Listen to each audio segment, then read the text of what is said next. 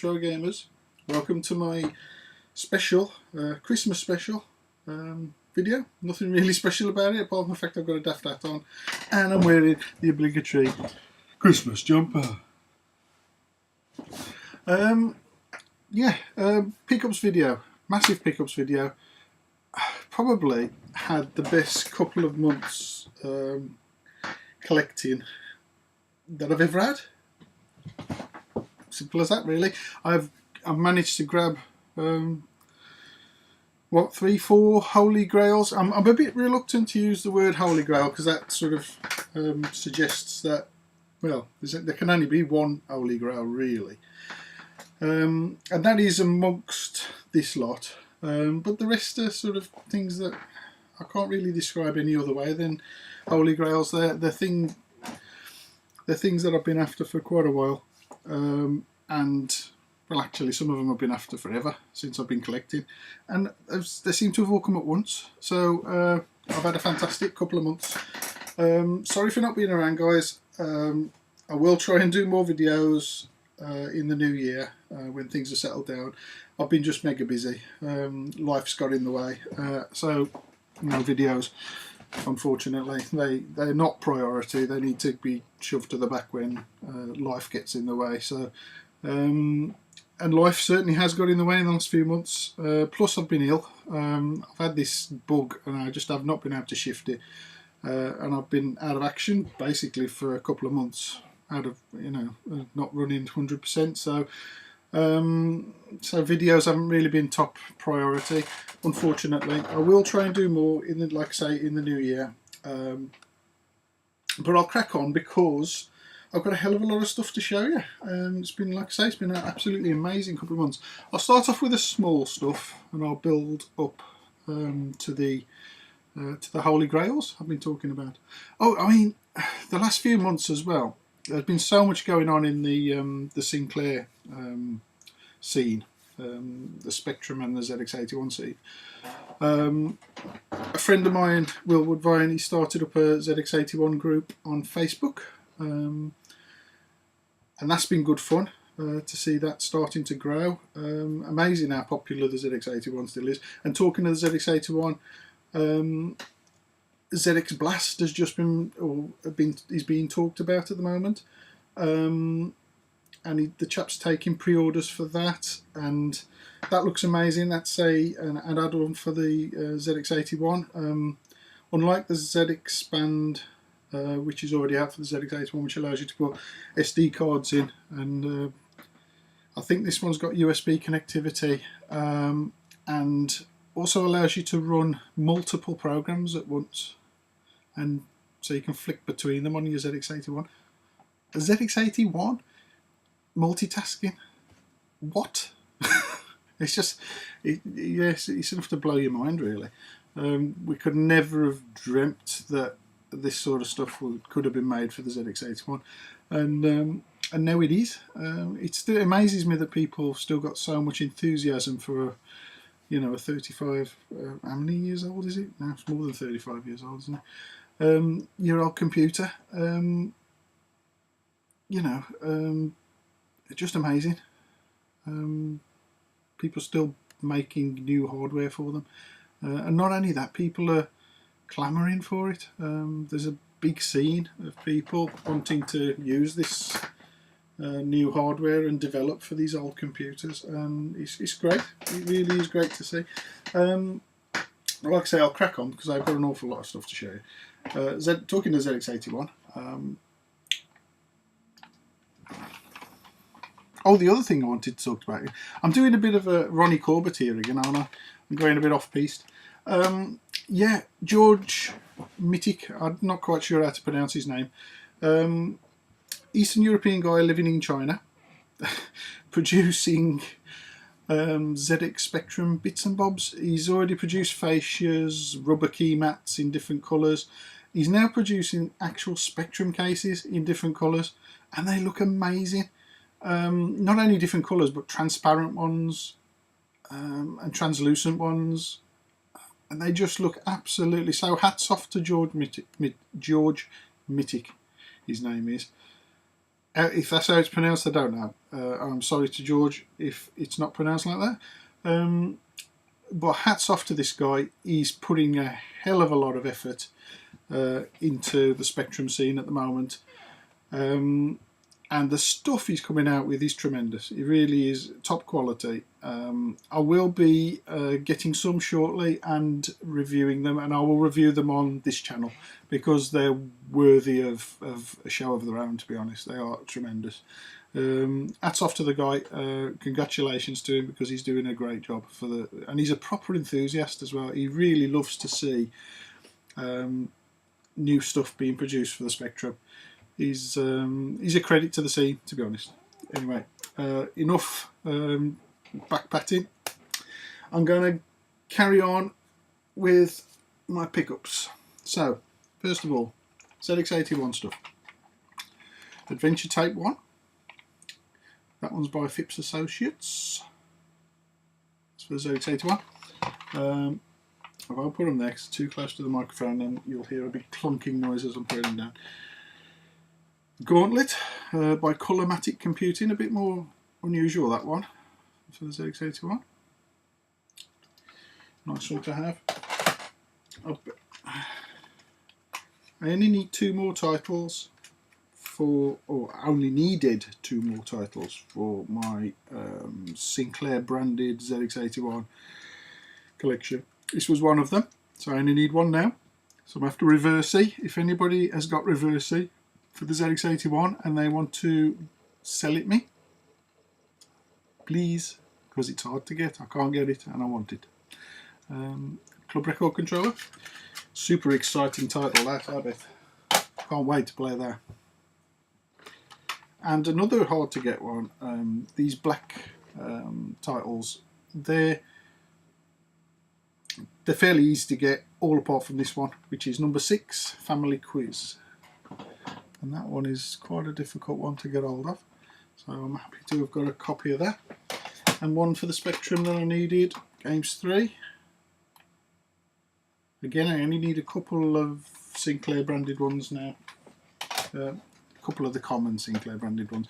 Obviously I need all the Macmans, but yeah, never going to be able to afford those the way they've gone over the years. Martianoids, Ultimate Play the Game, expensive title.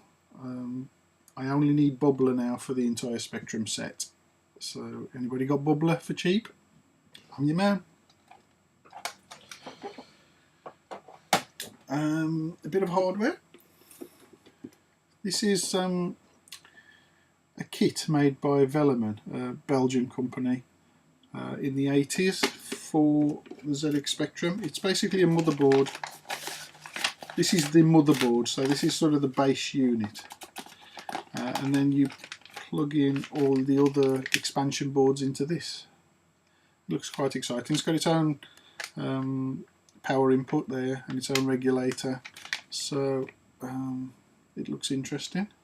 So it's not putting any more strain on the ZX81's innards, shall we say. And that comes in a nifty plastic case, original, with instructions. I'm sure it's missing a few bits, but I'll have a look around for those, see if I can find them. Now, I'm going to run out of room here shortly, so I'll have to figure out where I'm going to put stuff.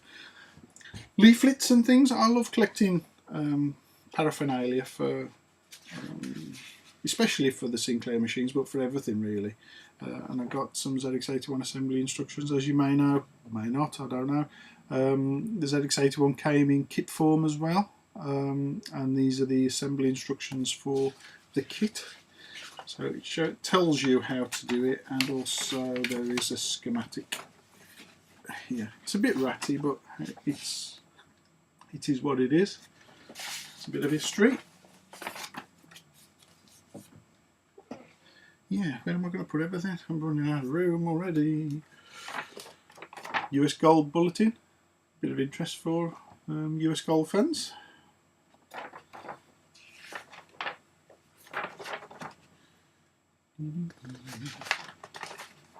That's quite good. Basically like a US Gold newsletter. I would imagine you could subscribe to that. The US Gold Club member.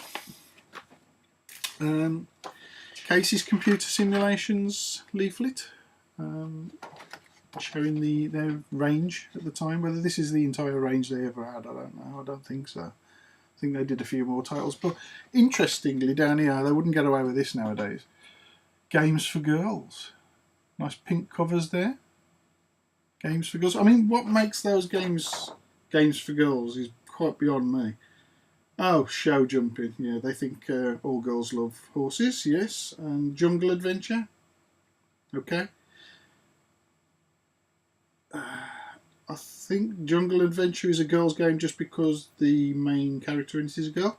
And Diamond Quest.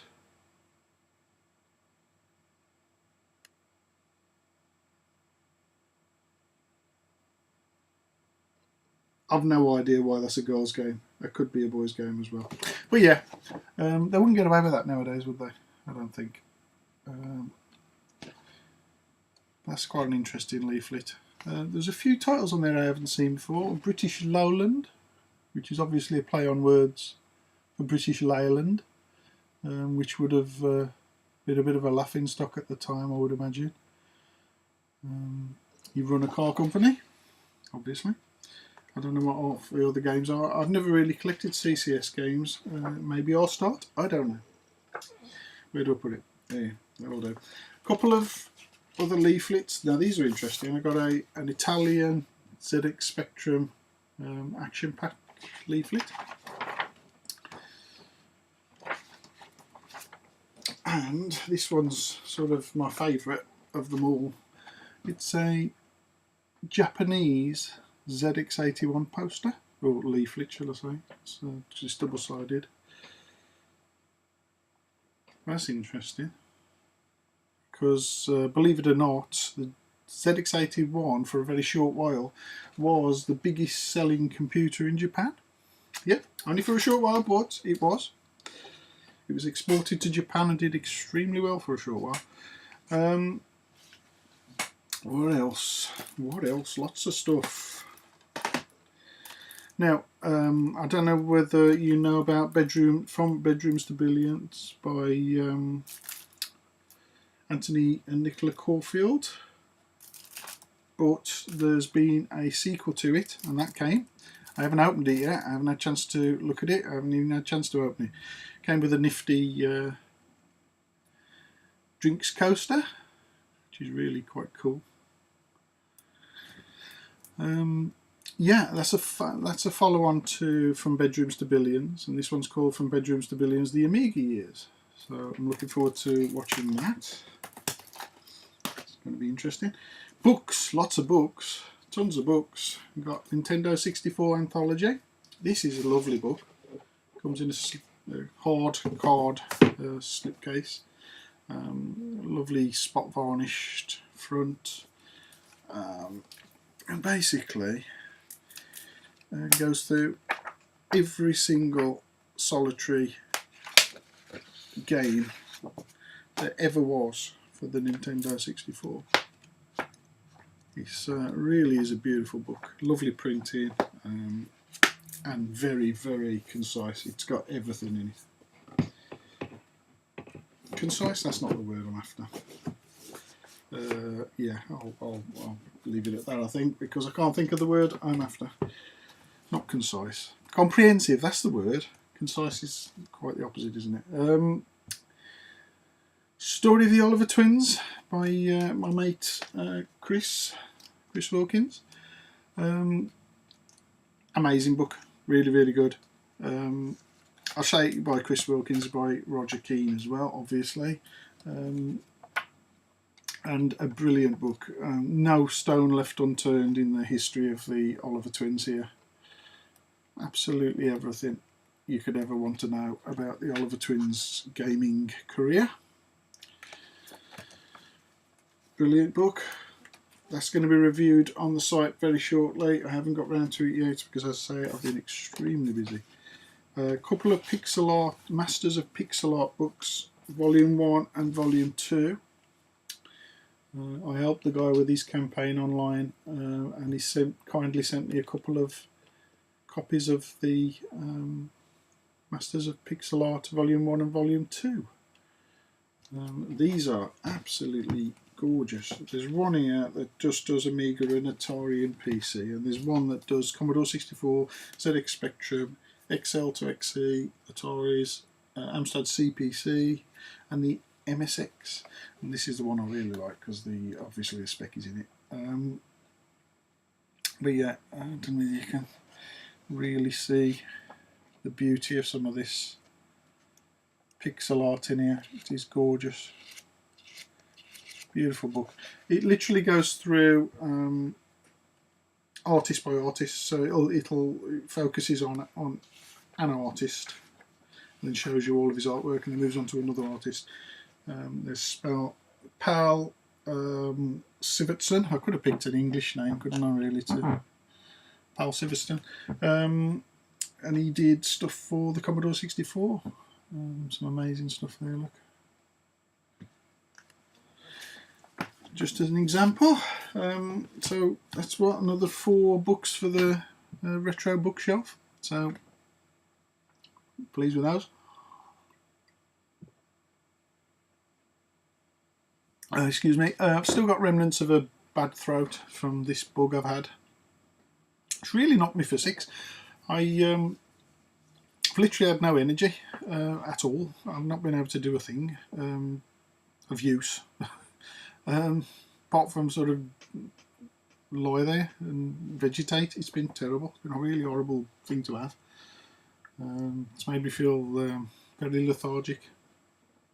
But I want to move on to the hardware now.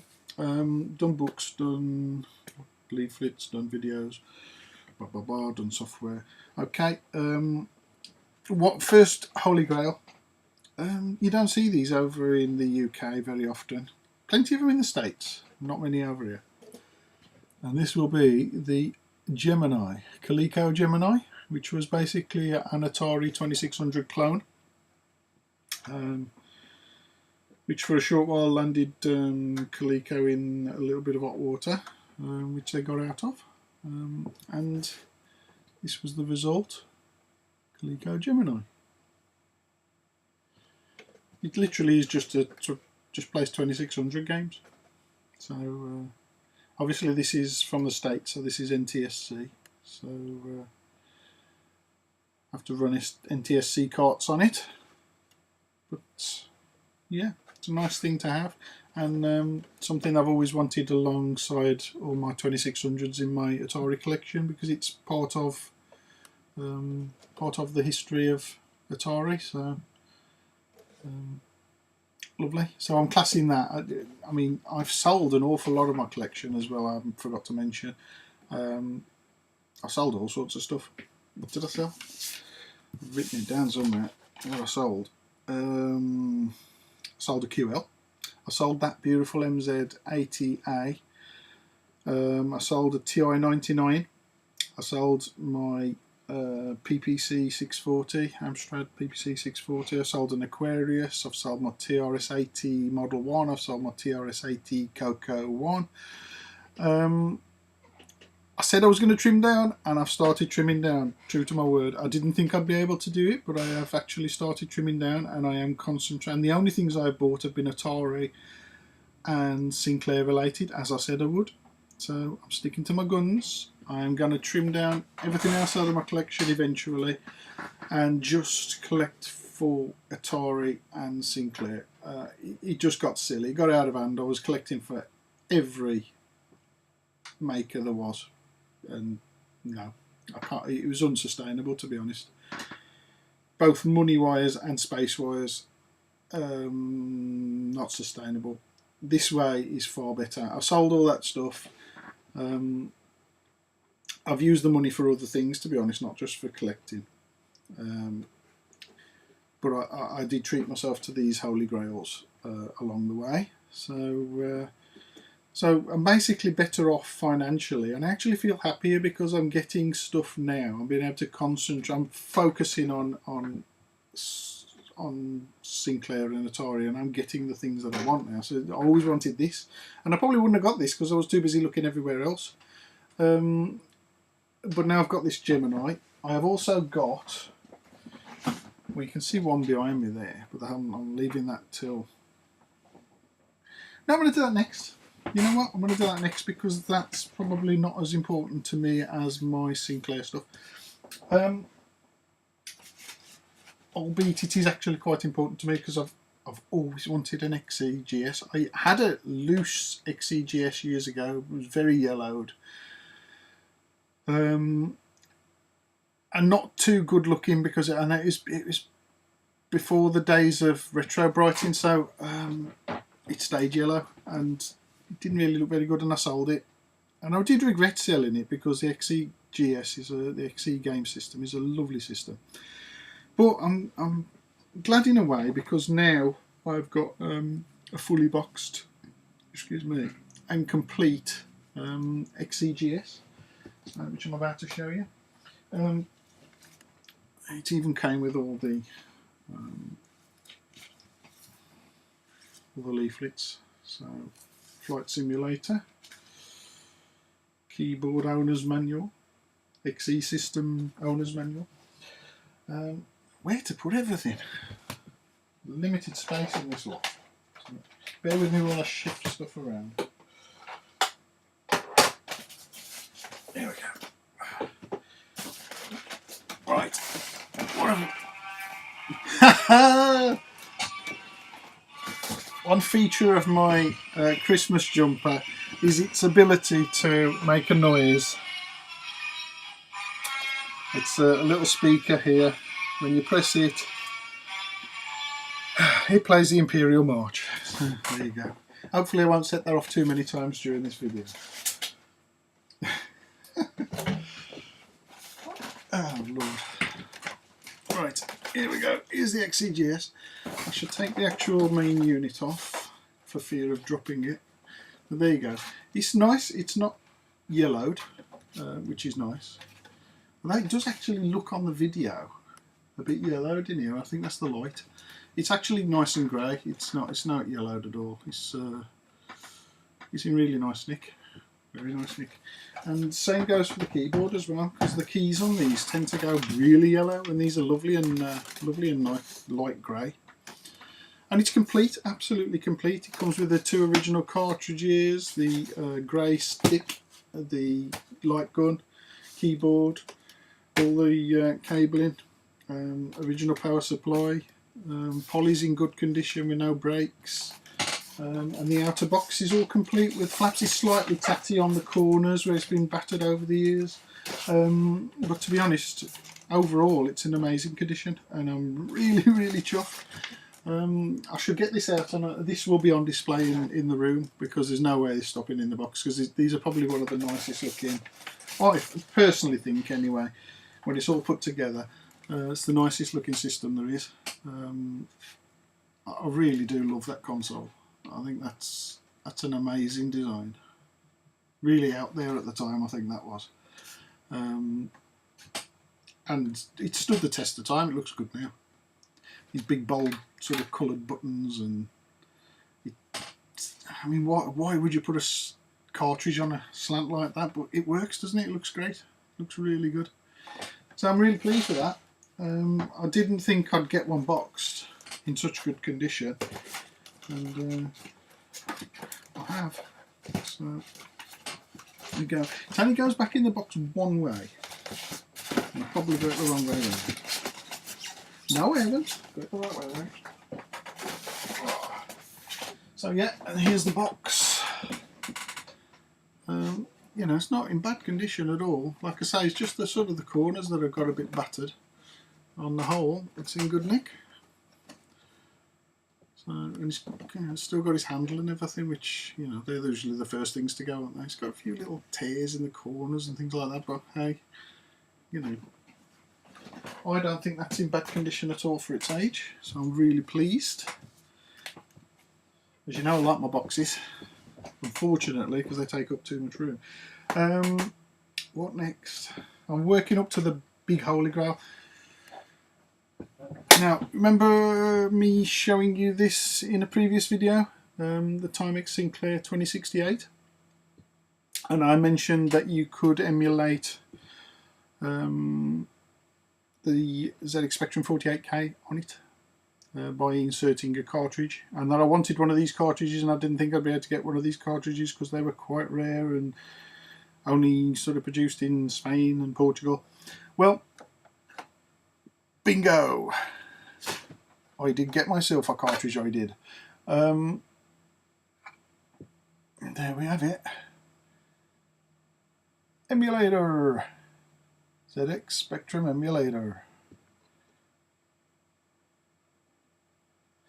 Of course this, you know, is basically an upgraded Spectrum anyway, but this knocks it back to being 48K, so it's compatible with all the 48K games. Literally all you've got to do is plug that in, turn it on, and it is, to all intents and purposes, a 48K Spectrum, so you can play all of your existing software titles on it.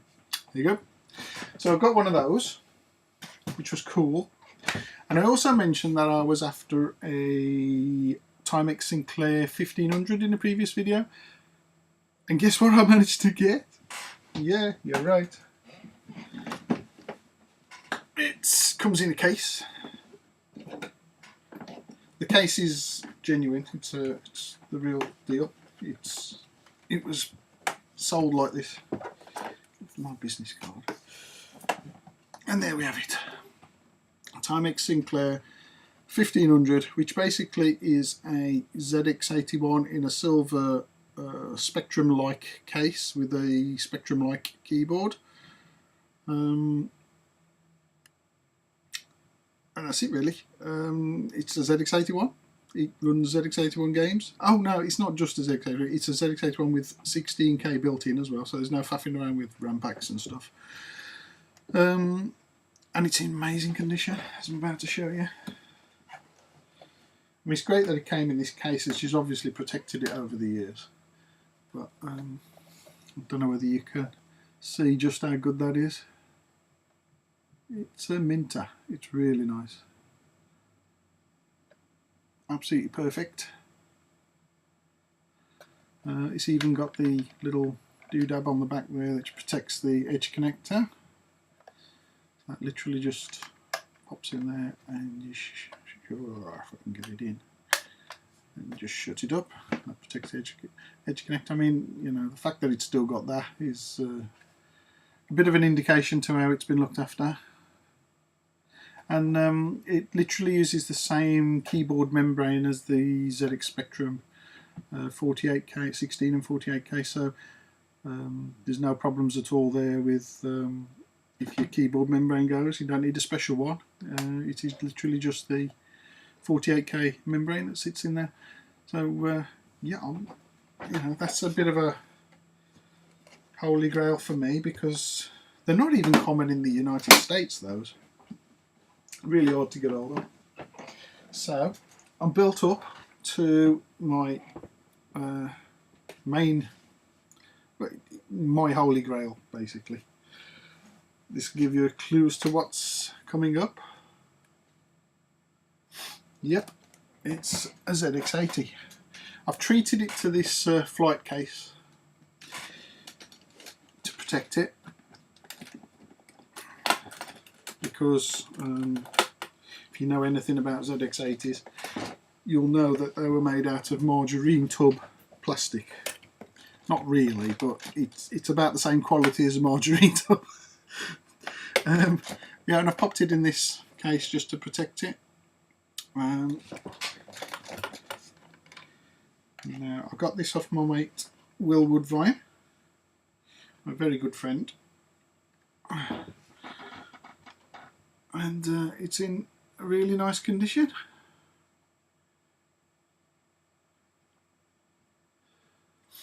As you can see.